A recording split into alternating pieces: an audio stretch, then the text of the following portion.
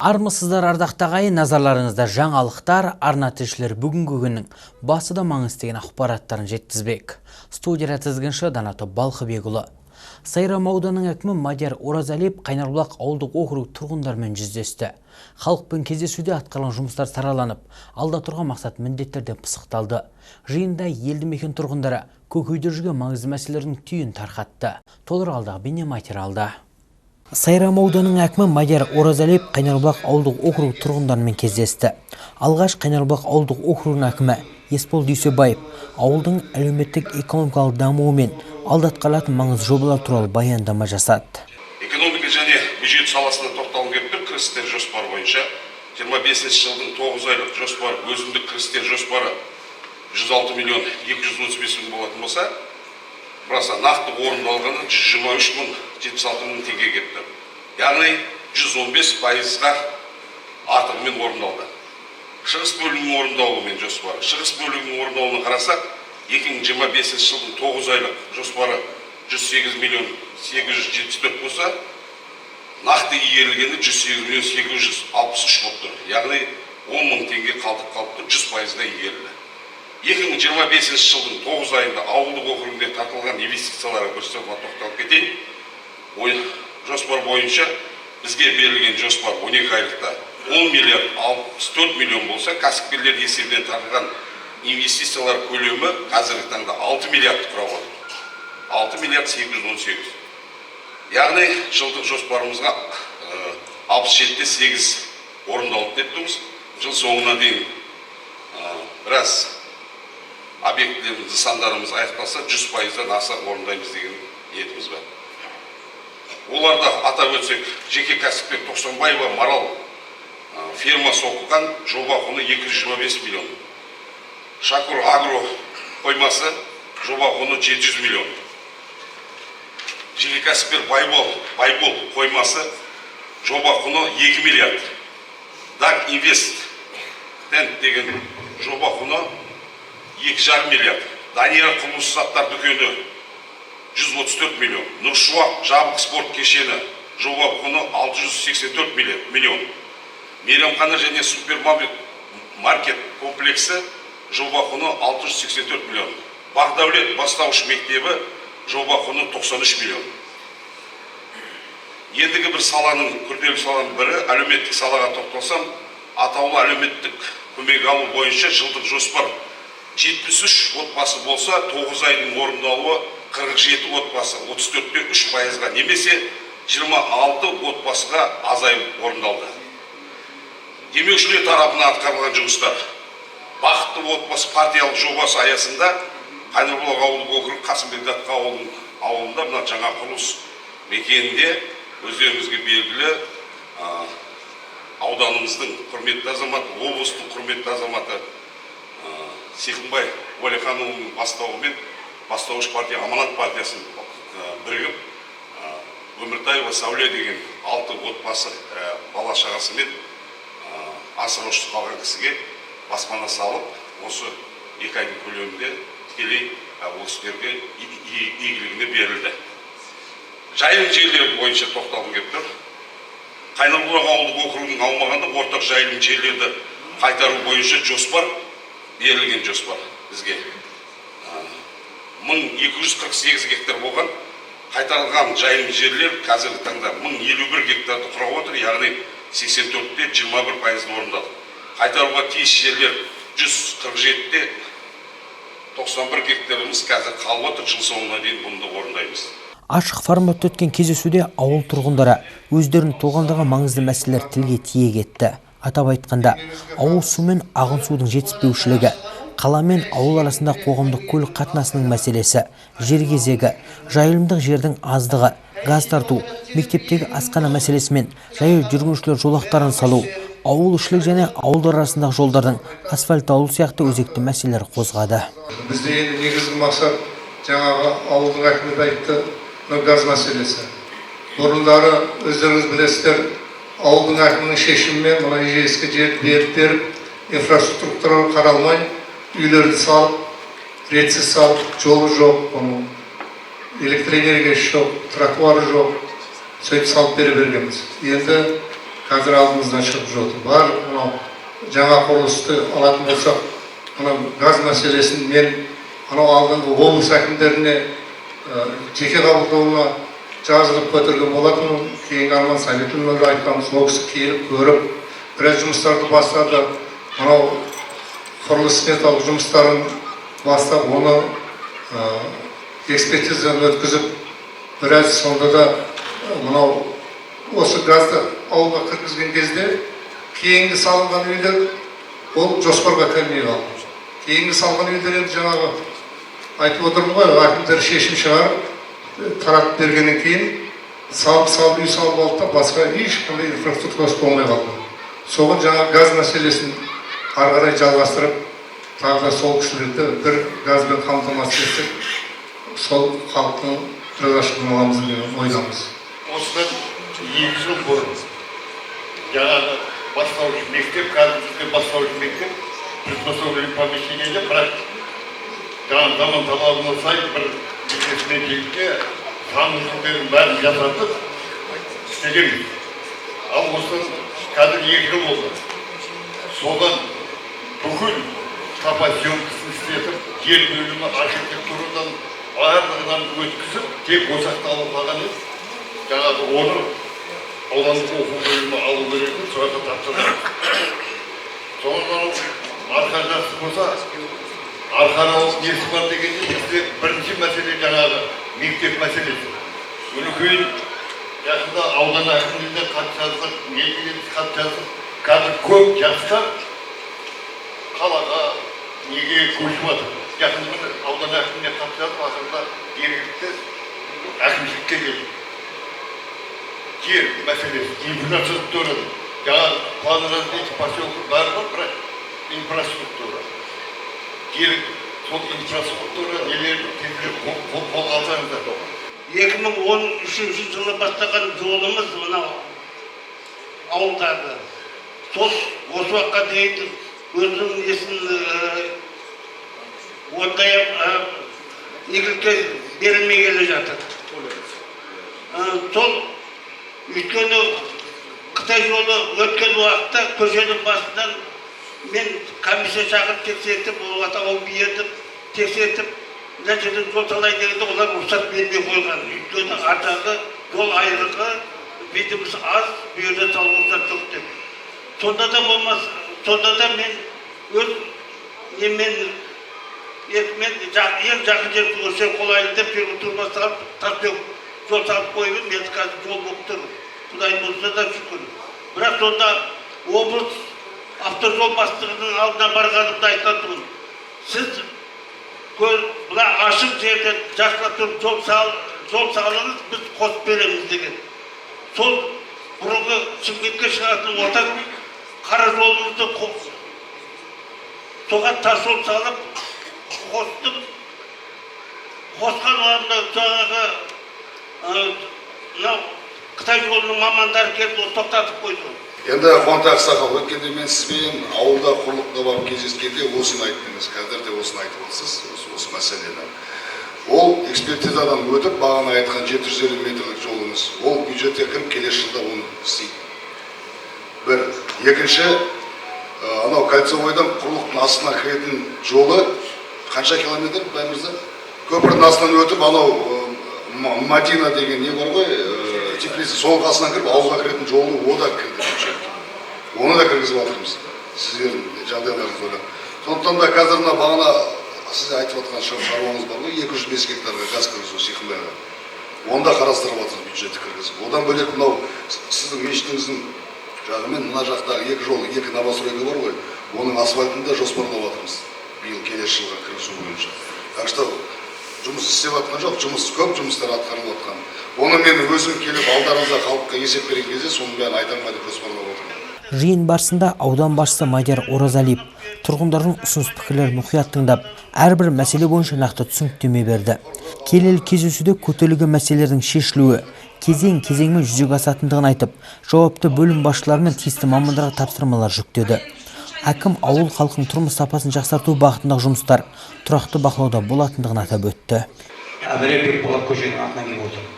Бізде көшемізде кешке таман әнерде движение көп. Әкім мырзаға да айтқам, депутат әкім кім де біледі, Сейітбай мырза да біледі. Сөрден пешеход салып берсеңіздер деген үмітіміз бар еді. Лежачий полицейский мен пешеход. Кешке таман балалар ары бері вообще өте алмайды. Баяғыда Беловодқа барып бір ол кезде кешіміз басқа әкім еді. Ойға да арыз жазғанбыз. Сөйтіп ойға арыз жазды, олар біз шеше алмаймыз, Түркістан шешеді деді. Ол анандай неде жол деп. Хорошо деп Түркістанға жаздық. Мен қазір Түркістаннан қағазым бар қолымда. Беловодтан да бар, ешқандай не шешілмей жатыр. Қазіргі таңда мынау айтылған, халықтың айтылған ұсыныстардың барлығын менің орынбасарларымның өзіне жазып алады, протоколға.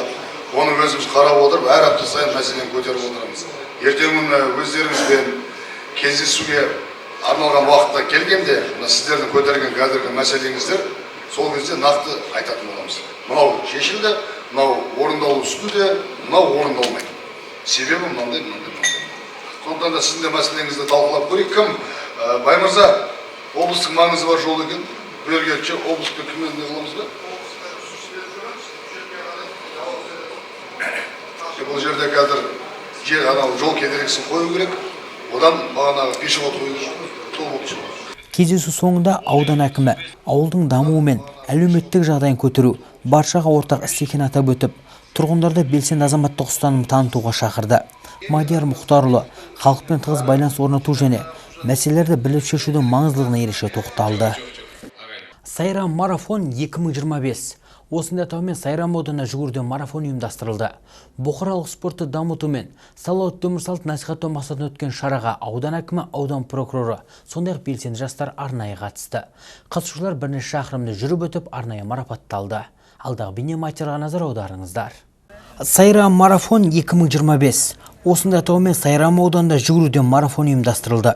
Марафонның басты мақсаты салауатты өмір салтын қалыптастырумен қатар қоғамда нашақорлықтың алдын алу және жастарды дұрыс таңдау жасауға үндеу болып табылады.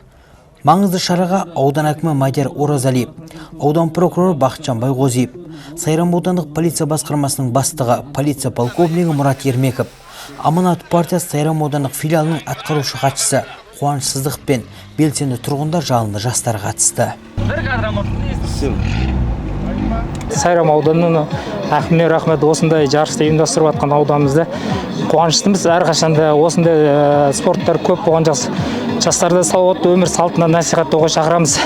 Менің аты жөнім Исмаилов Серік Мұғалбекұлы, Ақбұлақ ауылынан туып өстім. Сол елдің мекемін. Мен біраз жылдан бері жарыстарға қатысып келеміз.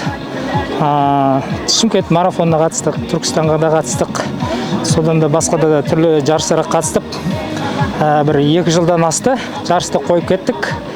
Енді содан бері бүгін жүгіріп тұрмыз, сәл қиналдық, бірақ ауданымыздың жігіттері давай жүгір деген кейін, соның несімен көңіліміз көтеру үшін, жастарға салауатты насихаттау үшін жүгіргеніміз. Бұл деген жақсы нәрсе. Адамның денсаулығы осындай спортпен шұғылданса, ол керемет болады. Қазір жастар спортқа емес, нашақорлыққа, тағы басқа түрлі нәрселерге, ойындарға, тағы нәрселерге қатысып жатыр. Сол нәрселерден аулақ болу үшін осындай спорттарды көп ұйымдастырып тұрсақ, ол жақсы болады деп ойлаймын. Бірінші байлық біздің денсаулығымыз ғой. Денсаулығымызға ешқандай нәрсе жетпейді. Сондықтан да барлықтарыңызды осындай салауатты өмір салтты насихаттауға шақырамыз. Спортпен қолаңыздар, барлықтарын жүгіріңіздер. Әрқашанда денсаулық жетпейтін қазына ол. Сондықтан денсаулығымызды күтсек, жақсы болады. Келесіде осындай жарыстарымыз ауданымызда болып тұрса, жақсы болады. Может, келесі жылы Ақбұлақ ауылында да болып қалуы мүмкін, әкім қолдаса. Оған да жастар дайын. Сайрам ауданында мемлекет басшысының заң және тәртіп қағидасын негізге ала отырып, үлкен іс-шара ұйымдастырылып жатыр. Ол мынау аудан әкімдігі мен аудан прокуратурасы, тиісті орган мекемелерінің бірлесіп арнайы меморандум түзілген. Нашақорлыққа жол жоқ акциясы жалпы осы тұрғындарды, бұқараны есірткіге аулақ болу мақсатында. Осыны жаңағы салауатты өмір салтын насихаттау мақсатында аясында бүгін марафон ұйымдастырылып жатыр. Марафонға біз ойлағаннан да үміткерлер, қатысушылар саны өте көп. 300-ге жақын азамат қатысты қазір. Оның ең жасы 10 жасын төңірегінде болса, 70-тен асқан ағаларымыз да қатысып жатыр. Өте керемет.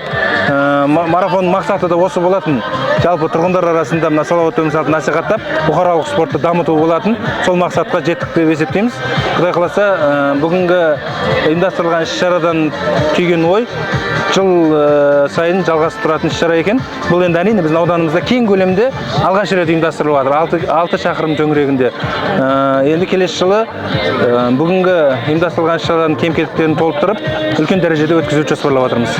Марафонға қатысушылар түрлі санаттар бойынша бақтарын сынап сайысқа түсті. Ең жас қатысушы мәселен 8 жаста болса, үлкені 70 талқымдаған. 40 жыл бойы мектепте оқытушы болған, бүгінде бейнетін зейнетін көріп отырған Ынтымақ ауылының тұрғыны Мақпал апамыз болды. Менің жасым 9-да, есімім Теніш Марғұлан. Жарыста қобалжу болған жоқ. Құрлық ауылынан келіп қатысып жатырмын. Ауылдан өзімнен де адамдар келді, сонымен бірге қатысып жатырмын. Тамаша, жақсы, күшті. Атым Мақпал апай, Бекжігітова фамилиям. Ынтымақ ауылының тұрғынымын. 40 жыл мектепте мұғалім болып жұмыс істеп, содан зейнеткерлік жастамын қазір. Немерелер тәрбиелеп жатырмын. Сол бүгін біздің Сайрам ауданында күзгі марафон болады дегенде естіп, сол немеремді ертіп, соған қатысуды ниет қылып шықтық. Тура есіктің алдында марафон болып жатса, біз қарап артта қап қоймайық балам деп, мінекей сол марафонға көпшілікпен бірге, елмен жұртпен қатыстық. Өте қуаныштымын. Іс-шара барысында прокуратура, полиция қызметкерлері және жастар жөніндегі мамандар қатысушыларға заң мен тәртіп қағидасы аясында есірткіні қолданудың құқықтық және денсаулыққа қатысты ауыр салдары туралы түсіндірме жұмыстарында жүргізді. Олар жастарда есірткіні таратуға қатысудың қылмыстық жауапкершілікке әкелетінін ескертіп, кез келген күмәнді ұсыныстан бас тартуға шақырды. Аудан прокурорымен бірге осы шараны ұйымдастырып жатырмыз. Марафон 25 тәртіпке жол жоқ деген, нашақорлыққа жол жоқ. Көріп отырсыздар, аудан бойынша тек аудан емес, көршілес аудандардан Шымкент қаласынан қонақтар кеп жүгіретін жігіттердің барлығы қатысты. Енді бұл шара біріншіден халықты спортқа баулу, спортты өркендету, адамның көңілін спортқа бұру мақсатында беріліп отыр.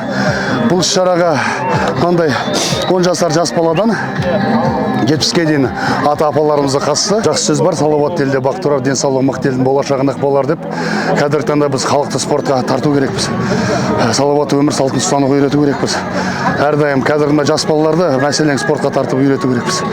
Әр үйдің балалары қазіргі таңда планшетте отырады, бос уақыттарын тиімді пайдалану үшін аудандарда бос жатқан жерлерде спорт үйірме, спорт мектеп, бағанандай спорт клубтарын, одан бөлек көшедегі игровой мен спорт алаңшаларын салып беру керекпіз. Сондықтан мен айтайын дегенім, қатысқан барлық команда мүшелеріне үлкен рахмет. Бұл шара бұмен тоқтамайды. Қазір біз бұны пилотный қылып істеп көрдік. Аз ғана қаржы қойып, келесі жылы бұл шараны үлкен деңгейде өткіземіз деп ниеттеніп отырмыз. Марафонды ұйымдастырып жатырмыз. Марафонның ұйымдастыру мақсаты президентіміз Қасым-Жомарт Кемелұлының таза